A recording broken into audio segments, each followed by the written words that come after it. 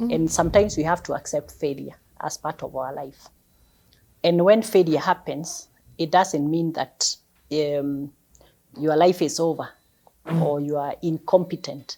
It just probably means you are in the wrong place at the right time, or, you need to decode that yourself and see what went wrong.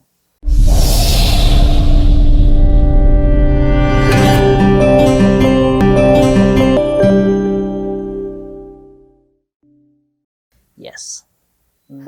Yes. Okay, powerful. Let me ask, in all this time, is there something that didn't work?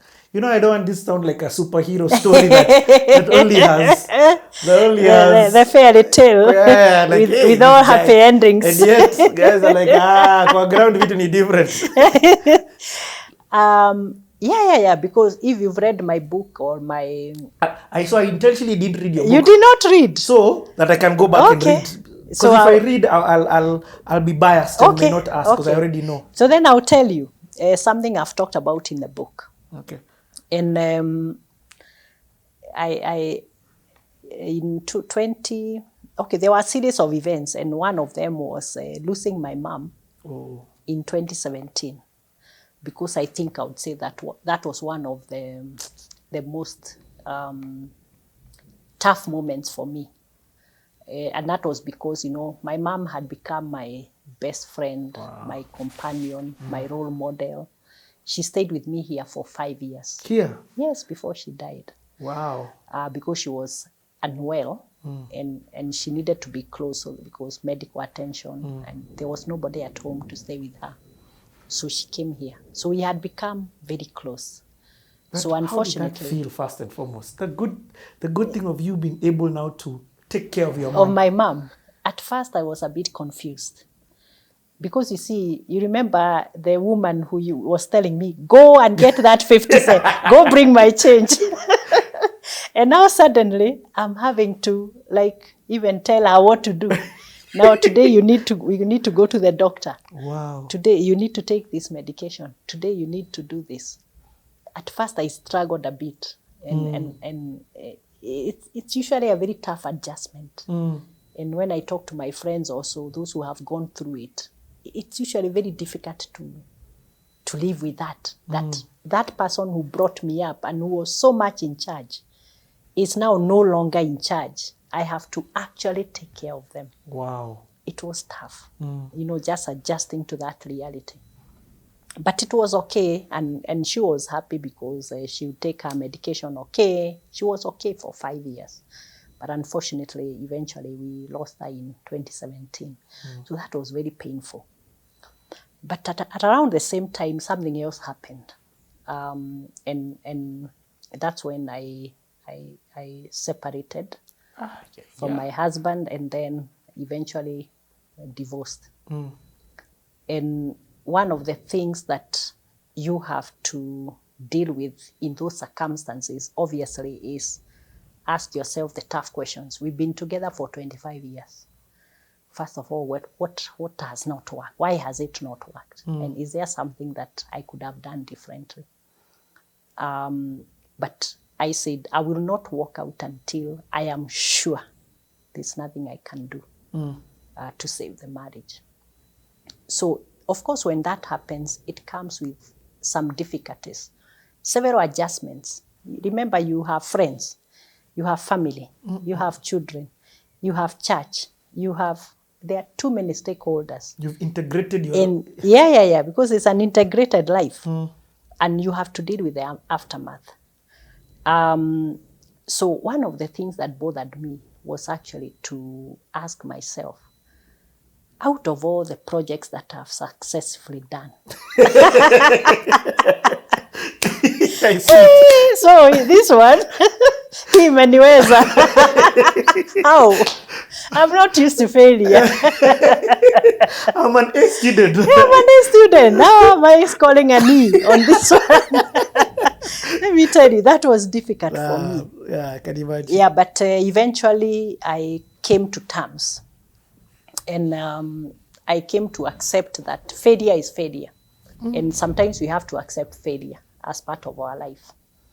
And when failure happens, it doesn't mean that your life is over or you are incompetent. It just probably means you are in the wrong place at the right time, or, you need to decode that yourself and see what went wrong. And I decided, I struggled with this, even how to write it in the book. Oh, you wrote it in the book? It is in the book. Hey, you're an open book, huh? Yeah. My book, I've talked about everything. I did not hide anything. So I eventually decided I'm going to write this because I also want to tell whoever is reading the book, the story, that it is okay to fail. But when failure happens, you take the lessons. And failure can be anything. It could be a marriage, it could be a job, it could be a business, it could be anything, or a project. It's okay. Now, what would be the problem is if you do not take the lessons, learn from them, and either decide, I can do this again and do it differently. Some people have come up to me and told me, my marriage failed, so I'm feeling so depressed now. What should I do? And I'm telling them, we have also seen people who have failed. And on the second attempt, they have done very well. And I'm also telling people that, marriage is the best thing that can ever happen to anyone, any two people. Remember, it's also God ordained. It's also in the Bible. And the Bible talks a lot about it. So it's a good thing. But it's a mutual relationship. Both have to work at it. And it's hard work. But the two have to work at it. And there are some basic, non-negotiable minimums. Love, companionship, and respect for it to work. But there are cases where it just does not work.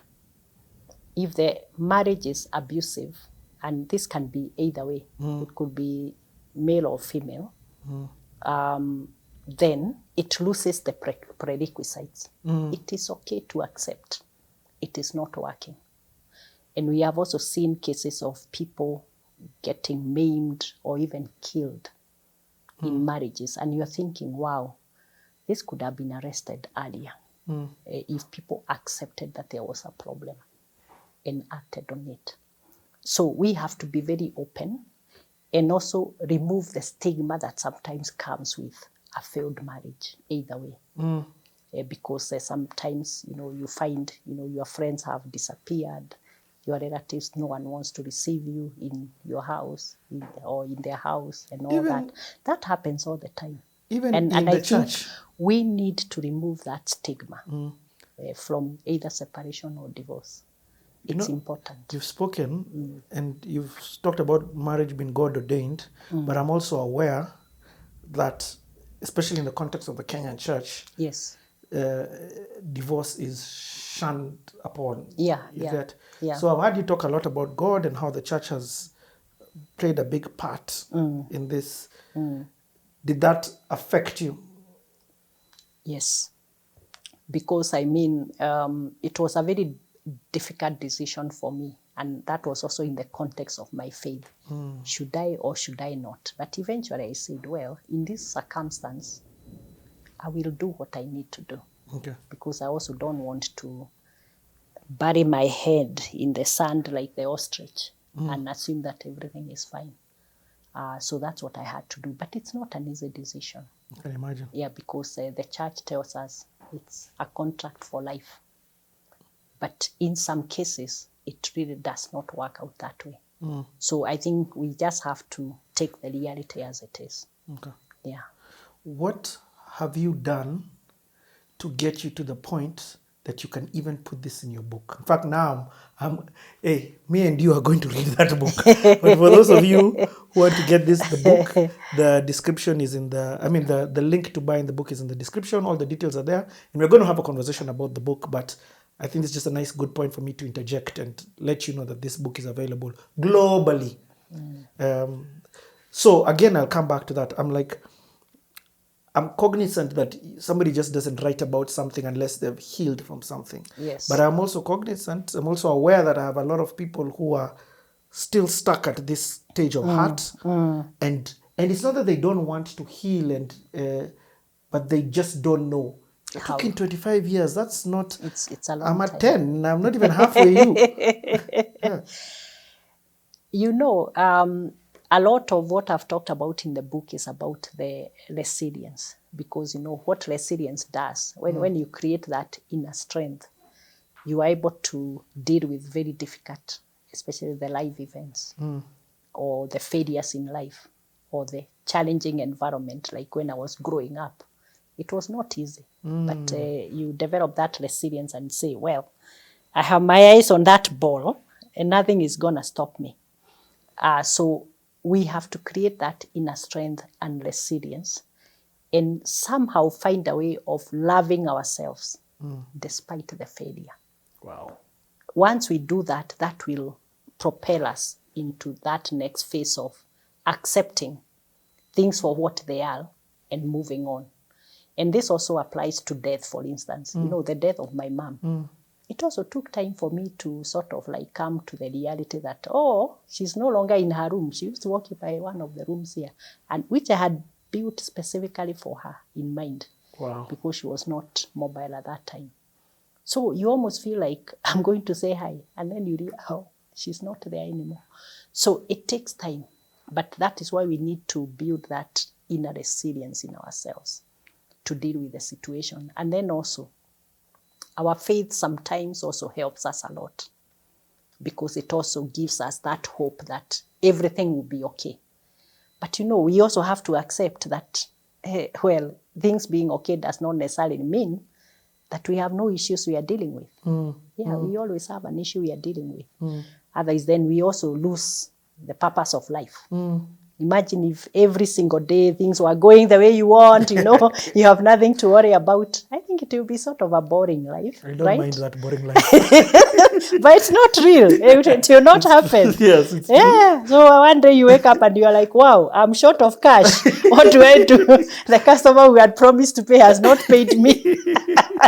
What do you do? Yeah. So you need sometimes those challenges to build that resilience in yourself. And once you do that, and then of course, even when it's a failure, you accept it for, it's a failure, but it is not me who has failed. I mean, the project didn't work out. So if I try again, maybe a different way, it will work out. You try again. So it calls for that I always like to say that you get unstuck. And it's not as easy as I'm making it sound. You are right. Because it calls for you as an individual to accept to get unstuck and say, I am moving on despite what has happened. So despite the failure, I'm moving on. And then you try to configure what will my future look like without a partner or in another environment or another relationship or alone. Yeah, all alone. And I mean, these days we say you can be alone but not lonely. Yes. And it is okay. It's perfectly okay. So that stigma needs to go, you know, and that is why I decided to talk about it in the book, to tell the people it is okay, it's best if it works. But if for whatever reason it does not work, it is also okay. Just move on, get unstuck. Life continues. You are a blessing. You are a fountain of wisdom. We're coming back to continue this failure story, because I want to hear now from a working perspective, career perspective. Yes. Are there some things that have not worked? Just as an encouragement. Are there some L's that were taken in your career? I thank you for even sharing the life ones. I wasn't even expecting you to share the life ones, but you've opened up your heart and your life, I know, so that others can. It can encourage somebody. Yes. That it's okay. Yeah. So thank you for that. Let's change cameras and batteries, guys. Hit that subscribe button. Buy that book. We're coming back. The conversation is not yet finished. We've got a bit more to cover.